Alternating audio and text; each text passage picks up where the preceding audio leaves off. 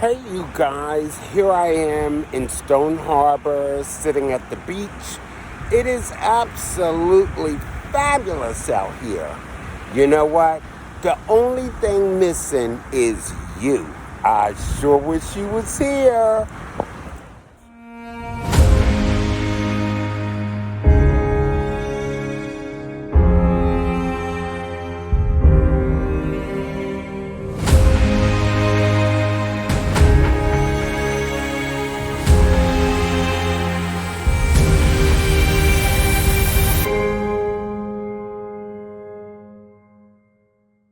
I thought I'd send you a video.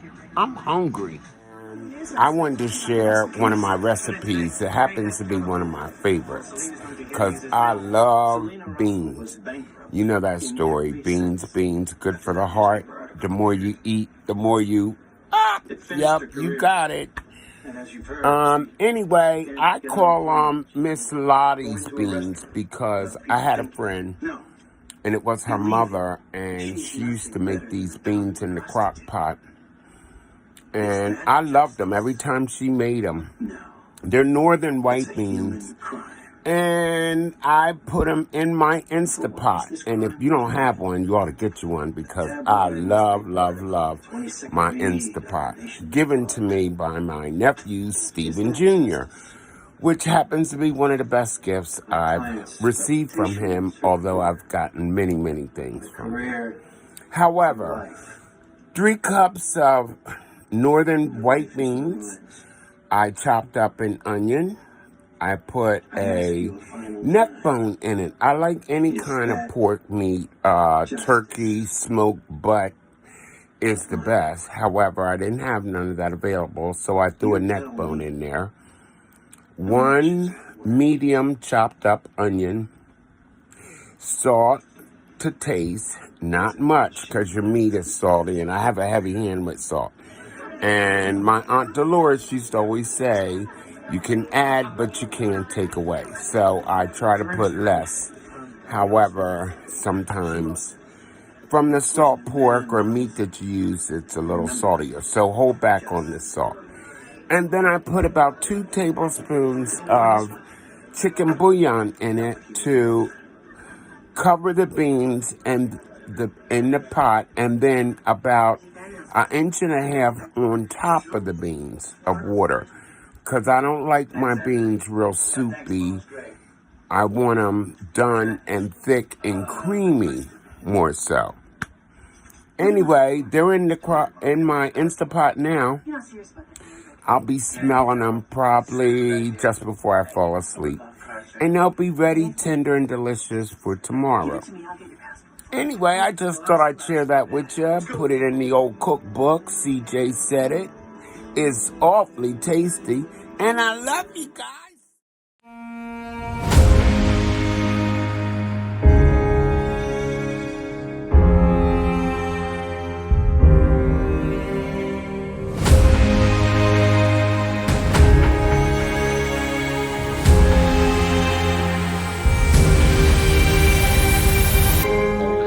I love you guys. I think about you. I pray about you. I send all the positive energy that I have in my soul to you. A little bit of me goes a little bit to you every day. And I hope that you have a great day and know that your uncle loves you more than you'll ever know. And that's my thought for today. Have a great one. Much love. I was outside of Grandma's house, or my mom's house, and I laid on that picnic table on the concrete outside the door. And I laid on the table and I acted like I was in a casket. So I told Lou, I said, listen, I want you to tell me everything that you would say to me if I died. So Lou, and I laid there like I was dead. So Lou said, Uncle, I love you. And all of a sudden, tears just rolled out her eyes. She said, Uncle, get up. I can't do it. I can't do it. I can't do it. And she was crying, and I hugged her, and I said, it's okay. It's okay. She said, all I know is I love my uncle. And same goes to her and all the rest of my nieces and nephews.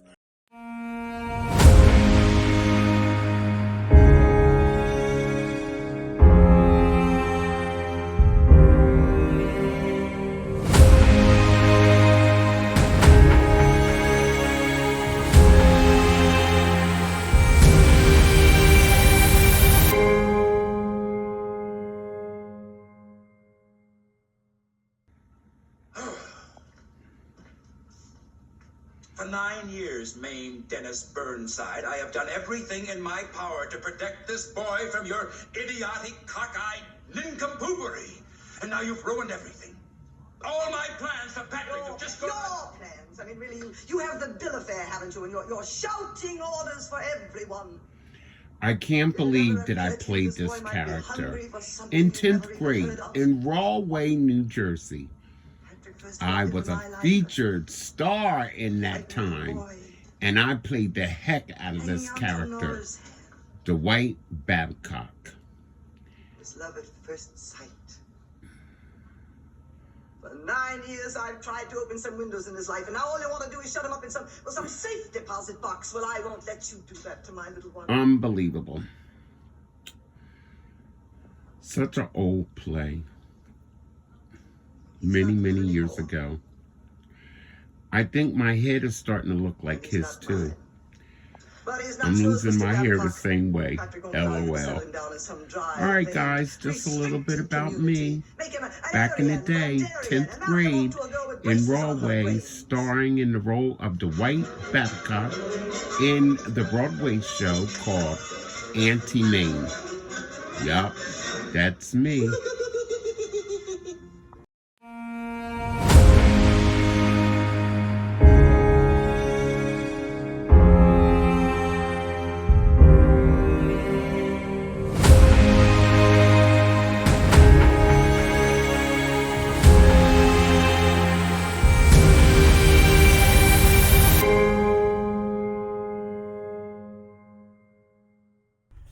Hey, wow, I just left Lisa's. I went swimming and I had the baby in the water, and then we had dinner. I prepared hamburgers stuffed with a Munster cheese, fresh green peas, potato salad, lamb chops, and I made shish kebabs out of shrimp. And we grilled outside. Oh, we had such a wonderful time. Anyway, wish you were there. Talk to you later. Bye.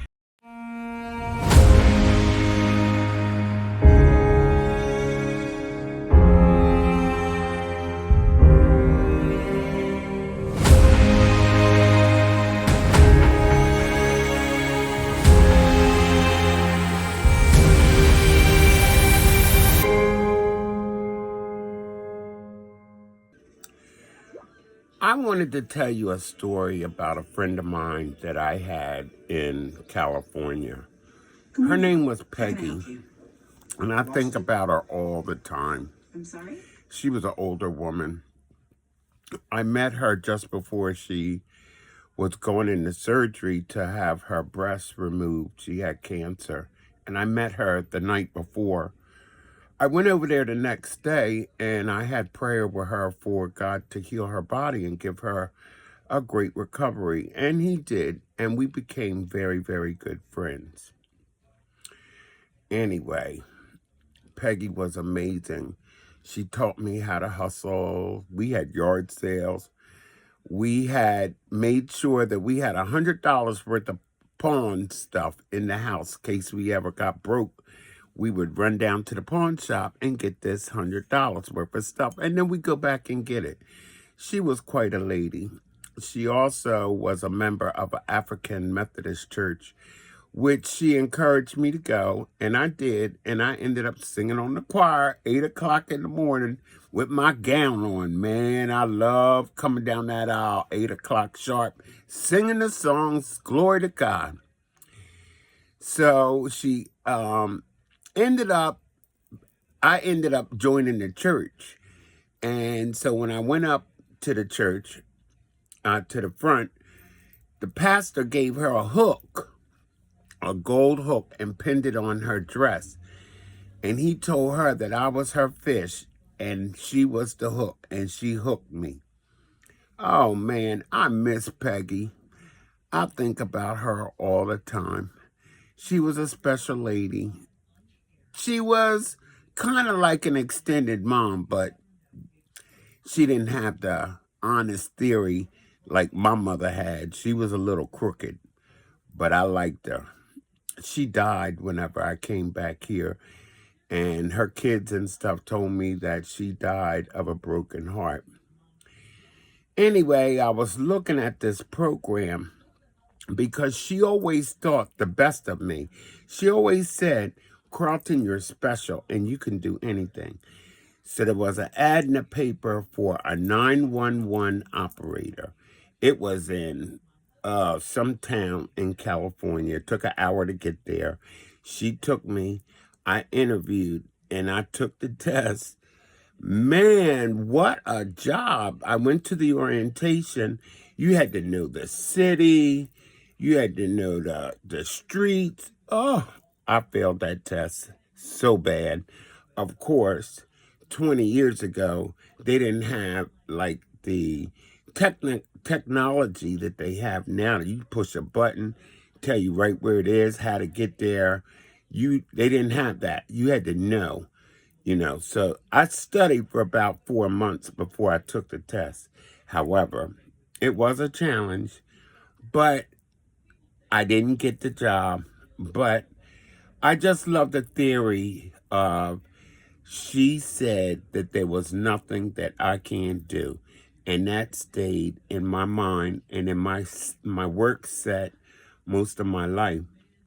And I think the reason why I'm telling you this story is because I know my nephew Richard always tells me that there ain't too much that I can do and that I have talent. And I just want him to know that I appreciate him just like I appreciated her.